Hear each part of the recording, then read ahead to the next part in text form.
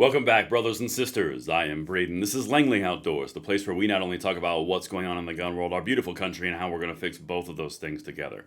The content that I'm going to show you today, we're going to file under, well, that table turned quickly, didn't it? Because apparently there's a new plan in place. It's a way to stop Trump and make Kamala Harris the president by, wait for it, denying the Electoral College votes in Congress. Where have we heard that before? Oh yeah, that 4 years of nonstop droning on about stealing the Constitution and whole just democracy destruction thing. Yeah, everything's gonna be linked in the description box below. I cannot wait to hear what you guys think about this one because this is next level. Wow, and it's from the Hill. I'm personally shocked. Make sure you guys like the video, subscribe to the channel, turn the notification bell on. It takes about 10 minutes to destroy these guys from orbit, but you know what else takes about 10 minutes? Signing up for some free training from USCCA to defend yourself, know how to use your firearm, in what scenario, in what state. It's free. I'm going to show you a quick video. There's a link in the description box below. They're putting this whole push out for the brand new year. Check it out. I'll see you on the other side. Investing in your own safety and confidence is always a smart move. So if you're a protector, parent, or concerned citizen looking to level up your skills for what our crazy world might bring next, check this out. USCCA is giving you free resources and training to support your 2A. They just launched a new site where you can easily sign up for over 1,600 courses happening in person nationwide. And get this, they're all 100% free through the end of the year. This is hands down the best way to gain real world self-defense knowledge from experienced instructors right in your own community. In fact, from creating a solid home protection plan to understanding the ins and outs of use of force laws, these expert-led classes will give you the tools and confidence to stay safe in any situation. Pop over to the link in the description and find a course near you and take advantage of this incredible chance to train with the best of the best. Trust me, this is the real deal, so don't wait. Head to uscca.com/class now and sign up for a free course. As you can see, they are available for you right now and are showing you local options as well. All right, you beautiful bastions of freedom, I sure hope you had a beautiful Merry Christmas. I hope you had some great time with friends, family, everyone you hold dear, and spent some really good quality time building and reconstructing those relationships after the last 4 years of wow. But now we're back to it. Because as the specter of Trump going into the White House on January 20th arises yet again, Congress has the power to block Trump from taking office, but lawmakers must act now.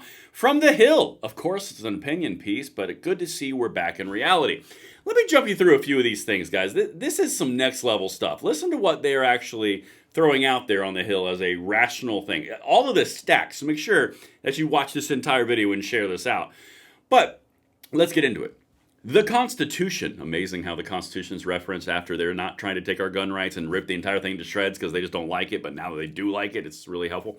The Constitution provides that an oath-breaking insurrectionist is ineligible to be president. And here we go.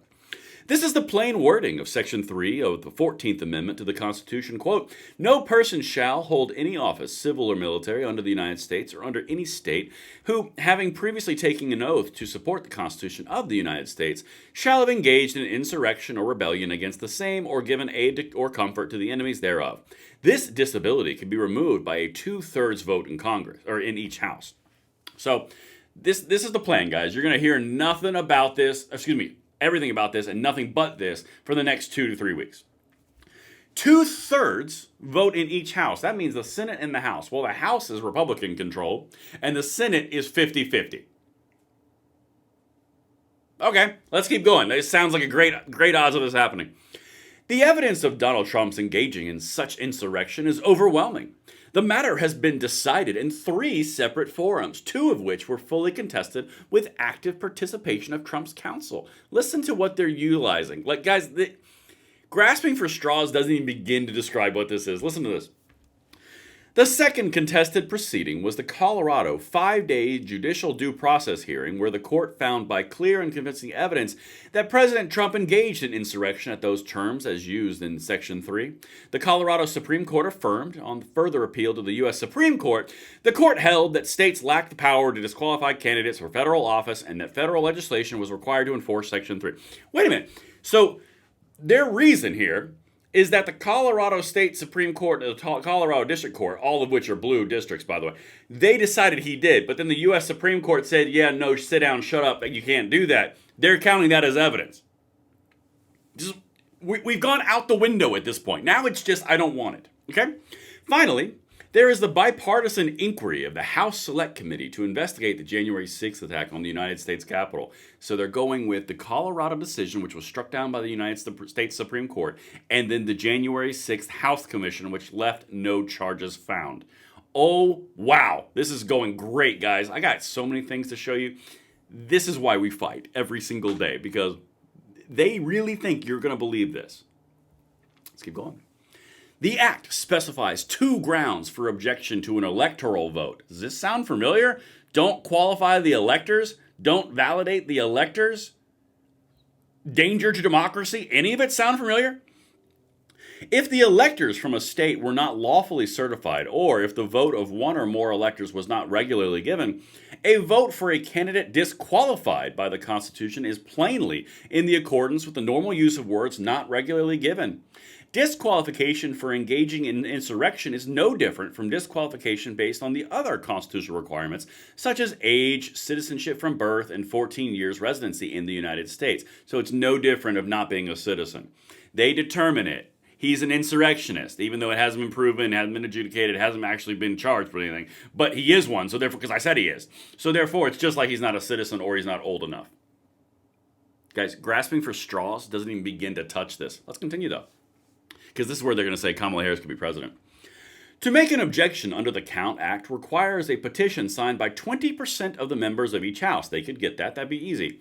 If the objection is sustained by a majority vote in each house, which they won't get, the vote is not counted and the number of votes required to be elected is reduced by the number of disqualified votes. If all votes for Trump were not counted, Kamala Harris would be elected president. Okay, before we get to the last piece here, which is a little bit of the Easter egg, let's just run a hypothetical. You guys in the comments, tell me how that would go. Yeah, that would go over swimmingly. You thought J6 was a thing? Yeah, you try this kind of crap. Because I guarantee you're going to hear more about this over the next couple of weeks because we know these people. But let's continue. They want Kamala Harris to be president so bad they're willing to go back on everything they said for the last 4 years because they don't care. It's about power. Anyway, the unlikelihood of congressional Republicans doing anything that might elect Harris as president is obvious. What's the point of this article? Oh, here it is. But Democrats need to take a stand against Electoral College votes for a person disqualified by the Constitution from holding office unless and until this disability is removed. No less is required by their oath to support and defend the Constitution. Again, there's that thing about the Constitution. Now we're going to have a different conversation, guys.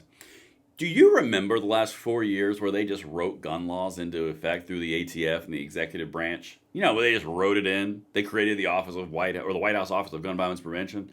They magically created a National Red Flag Law Center. Just executive branch, just writing it all in. Don't worry, guys. That was fine. The Constitution perfectly allowed that.